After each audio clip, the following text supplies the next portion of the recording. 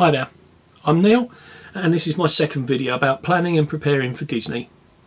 I mentioned in my last video about how a holiday at Disney seems to need a lot of planning, and a friend of mine shared this 7P acronym from his time in the army. Prior preparation and planning prevents piss poor performance. Before you even book your holiday, look at the dates you want to travel.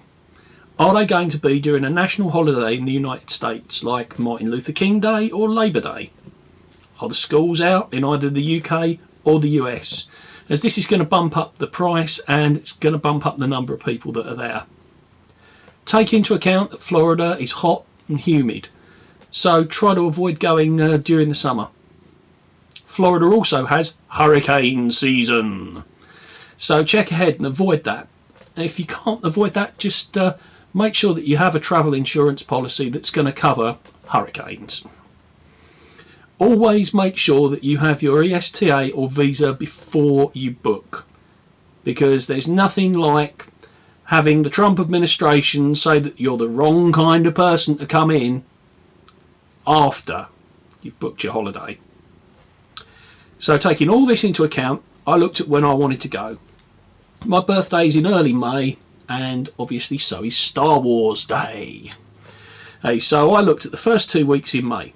No public holidays, no school holidays, right at the end of the not really that hot window, so this looked ideal. Once you have your booking, you'll want to get an application on your mobile device called My Disney Experience. Where did I get these names? So it provides things like wait times on rides, maps of the parks, but it also allows you to book up everything and get the all-important organisation done. So download that. It's available for all major platforms, by which they mean Apple and Android. You can also log on to it. If you want to be really old school, on a computer. And in fact, there are some times where you're going to want to use it on a computer rather than on a mobile device, because it's just easier to have like a proper pointing device and a proper keyboard. So it allows you to do things in advance, like restaurant bookings, and more importantly for me, it allowed me to book my lightsaber building on May the 4th. Yeah, I am that sad. Now, you remember I said in the last video that Disney likes to use the word magic whenever they could? Well, here's another one. Magic bands.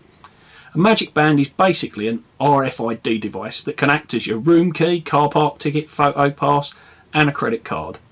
It's roughly the size of a watch and is available in a range of colours as standard, and in many specialist designs if you want to fork out a few more dollars. And while this is a great thing, the cynic in me says they've made it so useful in order to get you to wear one so that they can track you, what you're doing, what you're spending, what rides you go on and where you are in the park, when you go in and out of your hotel room. And yeah, sure, a lot of that can be done with a lot of other things, but this puts it together in one great Big Brother is watching you package. But let's face it, they're gonna track your spending and whatever you do. So it doesn't really matter that much unless you are like a raving conspiracy theorist. The one thing that I think this is kind of bad for is because you can link it to your credit cards. It doesn't feel like you're spending money. You just beep, scan your wrist and put in your little 4-digit passcode, and you don't really feel like you're spending money. I mean, I thought the same when contactless cards came in, and hasn't really led to me spending a lot more, but it doesn't actually feel like you're spending money. It just feels like you're just waving a card at a machine. And now, while we're on the subject of money, get yourself a credit card that doesn't charge you for currency conversion or using it abroad. I've got a Santander Zero card which doesn't charge me any currency conversion fees as long as I pay in the local currency.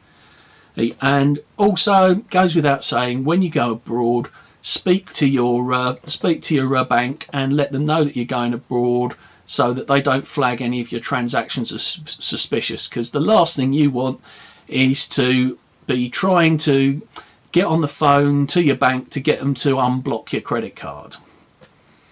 So now you've booked, you've got your travel permits, your holiday insurance, you've linked your credit card to your Magic Band, or what else do you want to do? 180 days out, you get to book your dining and other experiences like building a lightsaber or Droy. It's at this point that you're going to want to break out the spreadsheets and look at what parks have.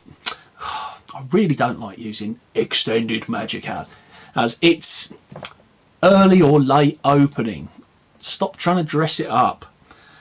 And this is going to inform you as to which parks you're going to want to visit on which day, and that will take you on to the next. And that will give you some kind of indication as to what parks you want to go to on which day. So that really it narrows down which restaurants you're going to want to pick. Now, once that's done, you wait until 60 days if you're staying on the Disney property, or 30 days if you're staying off the Disney property, and at that point you book your fast passes. So one of the tips that I've heard a lot about fast passes is try going from the last day of your holiday to book the ones that you absolutely must get a ride on. So any of those real big ticket rides that have got fast pass. So unfortunately that's not going to be the ones in Galaxy's Edge, but popular rides like Avatar Flight of Passage in Disney's Animal Kingdom, if you absolutely have to ride that, try booking that for stuff that's later in your holiday, because everybody else is trying to book it from the day that they're starting their holiday, and you'll have the advantage of trying to book backwards. So if you really want to guarantee getting a fast pass for a certain ride, I'd try that. So that's all for this one. Next one, I won't be sitting on a sofa. I'll be maybe actually have to try to use some editing software. Kill me now. As I go through what kind of carry-ons I like to use, and travelling carry-on only versus travelling with bags. Okay, thanks for watching. See you again.